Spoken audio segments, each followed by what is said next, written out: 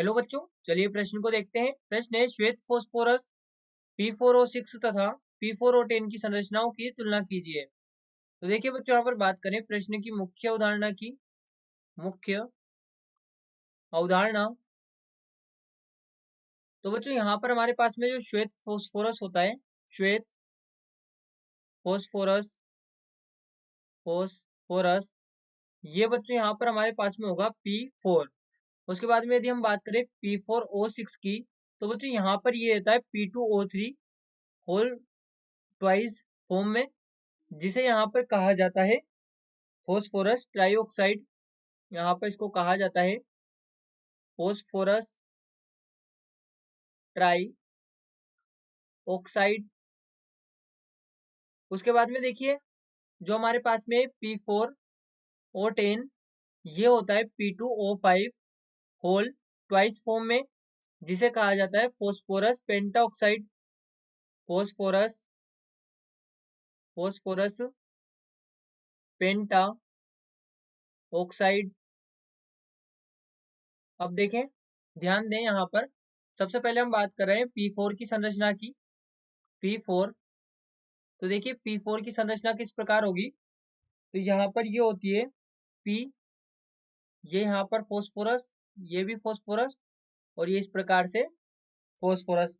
अब देखिए एक ये इससे जुड़ा रहेगा, एक ये इससे जुड़ा रहेगा, तो इस प्रकार के हमारे पास में फास्फोरस की संरचना होती है, जिसमें यहाँ पर देखिए ये जो एंगल होगा ये यहाँ पर होता है लगभग 60 डिग्री का। ये यहाँ पर हम इसे लिख सकते हैं, ये एंगल होता है 60। यहाँ पर पहले इसे इस प्रकार से बना सकते हैं हम, ये फास्फोरस के बीच में इनमें बॉन्ड, और यहाँ पर ये इस प्रकार से इनमें बॉन्डिंग होगी, और ये जो कोण रहेगा ये कोण होता है 60 डिग्री का, 60 डिग्री। इसके बाद में देखिए हम बात करें यहाँ पर P4O6 की संरचना की। P4O6 P4O6 की संरचना तो देखिए यहाँ पर ये इस प्रकार से होगी। हमारे पास में ये यहाँ पर होगा फास्फोरस, और इसी प्रकार से ये इससे ऑक्सीजन से कनेक्ट रहेगा, एक ऑक्सीजन से इधर कनेक्ट रहेगा। अब एक फास्फोरस यहाँ पर तीन बॉन्ड बनाएगा, तो देखिए ये क्या करेगा, यहाँ पर ये एक ऑक्सीजन से इस प्रकार यहाँ पर कनेक्ट रहेगा। इसके बाद में ये ऑक्सीजन दो बॉन्ड बनाती है, तो ये एक फास्फोरस से इधर कनेक्ट हो जाएगी, और यहाँ पर ये इस ऑक्सीजन से कनेक्ट होकर यहाँ पर फास्फोरस एक बॉन्ड बनाएगा ऑक्सीजन के साथ में, इस प्रकार से यहाँ पर ये ऑक्सीजन जो कि यहाँ पर फास्फोरस से जुड़ेगी, और ये इस ऑक्सीजन से जुड़ेगा, तो यहाँ से ये जो फास्फोरस है ये इस प्रकार से एक और ऑक्सीजन से जुड़ेगा, और यहाँ पर ये ऑक्सीजन जुड़ेगी यहाँ पर एक और फास्फोरस से, जो कि ये इस प्रकार से जुड़े रहेंगे, और यहाँ पर इस फास्फोरस और इस फास्फोरस के बीच में एक और बॉन्ड होगा ऑक्सीजन के साथ, तो ये इस प्रकार से होगा। तो यहाँ पर हम देख सकते हैं हमारे पास में P4 और O6 हो गया, 4 फास्फोरस हो गए और 6 ऑक्सीजन हो गए, तो यहाँ पर इस प्रकार का बॉन्ड है। अब इनमें बात करें हम एंगल की, तो देखिए यहाँ पर ये जो कोण होगा ये यहाँ पर होता है 100 डिग्री से 100 डिग्री का, 100 डिग्री का, और यहाँ पर ये जो कोण होगा ये देखें, यहाँ पर ये जो हमारे पास में कोण होगा ये होगा 127 डिग्री का, 127 डिग्री। इसके बाद में देखिए हम बात कर रहे हैं P4O10 की। P4O10 तो देखिए इसकी संरचना यहाँ पर कुछ इस प्रकार होगी। यहाँ पर ये फास्फोरस, और यहाँ पर ये जुड़ा रहेगा ऑक्सीजन से, यहाँ पर भी इस प्रकार ये ऑक्सीजन से जुड़ा रहेगा, वापस ये ऑक्सीजन जाकर फास्फोरस से जुड़ेगा, और ये वाला ऑक्सीजन भी यहाँ पर फास्फोरस से जुड़ेगा।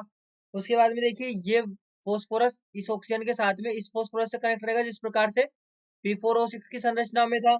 उसके बाद क्या होगा कि यहाँ पर ये वाला फास्फोरस ब्रिज की तरह यहाँ पर से बॉन्ड बनाएगा, और ये एक और फास्फोरस से यहाँ पर कनेक्ट होगा, जो कि इस प्रकार से इस वाले ऑक्सीजन से इस फास्फोरस से कनेक्ट रहेगा, और यहाँ पर इस फास्फोरस और इस फास्फोरस के बीच में एक और ऑक्सीजन का बॉन्ड होगा। तो यहाँ से देखें ये हमारे पास में हो जाता है P4O6। यहाँ पर ये हमारे पास में P4O6 की संरचना तो हो गई। अब देखिए हमें बनानी है P4O10 की, तो हम क्या करेंगे, यहाँ पर ये होगा P डबल बॉन्ड O, क्योंकि फास्फोरस 5 बॉन्डिंग भी कर सकता है, तो ये P double bond O, P double bond O, और यहाँ पर ये P डबल बॉन्ड O। तो अब हम देख सकते हैं कि यहाँ पर हमारे पास में ये संरचना हो गई P4O10 की। अब बात करें यहाँ पर बॉन्ड एंगल की, तो यहाँ पर ये जो एंगल होता है ये होता है 102 डिग्री का, और ये जो ऑक्सीजन वाला एंगल होता है ये यहाँ पर होता है 123 डिग्री का, और यहाँ पर था 127 डिग्री का। यहाँ पर ये वाला एंगल होता है 123 डिग्री का। तो ये तो हमारे पास में हो गई यहाँ पर P4O10 की संरचना, ये हो गई P4O6 की संरचना, और ये हो गई श्वेत फास्फोरस यानी P4 की संरचना। तो बच्चों आशा करते हैं आपको प्रश्न समझ आया होगा। धन्यवाद।